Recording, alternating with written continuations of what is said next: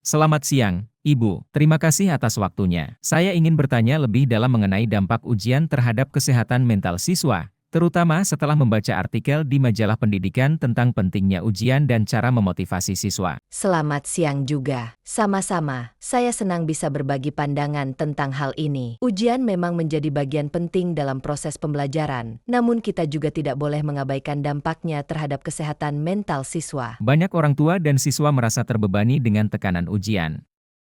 Bagaimana menurut Ibu, apakah sistem ujian saat ini sudah cukup memperhatikan aspek psikologis siswa? Ini adalah pertanyaan yang sangat relevan. Sistem ujian kita memang terus berkembang, namun kita harus mengakui bahwa tekanan yang dihadapi siswa semakin kompleks. Ada beberapa hal yang perlu kita pertimbangkan, seperti frekuensi ujian. Apakah jadwal ujian sudah terlalu padat sehingga siswa tidak memiliki cukup waktu untuk beristirahat dan memulihkan diri? Jenis soal. Apakah soal ujian sudah dirancang dengan baik untuk mengukur kemampuan siswa secara menyeluruh, atau justru terlalu menekankan pada hafalan? Sistem penilaian. Apakah sistem penilaian yang digunakan sudah cukup adil dan tidak terlalu kompetitif?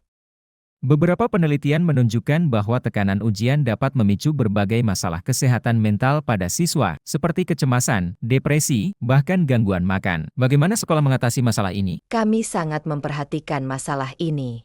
Beberapa upaya yang kami lakukan antara lain, konseling, menyediakan layanan konseling bagi siswa yang mengalami kesulitan belajar atau stres. Program relaksasi, mengadakan kegiatan-kegiatan yang bersifat relaksasi, seperti yoga atau meditasi. Sosialisasi, melakukan sosialisasi kepada siswa, orang tua, dan guru tentang pentingnya menjaga kesehatan mental. Kerjasama dengan psikolog, bekerja sama dengan psikolog untuk memberikan pelatihan kepada guru dalam mengelola emosi siswa. Di artikel majalah pendidikan, disebutkan beberapa trik untuk membuat siswa semangat belajar. Apakah Ibu setuju bahwa dengan memotivasi siswa, kita bisa mengurangi tekanan yang mereka rasakan saat menghadapi ujian?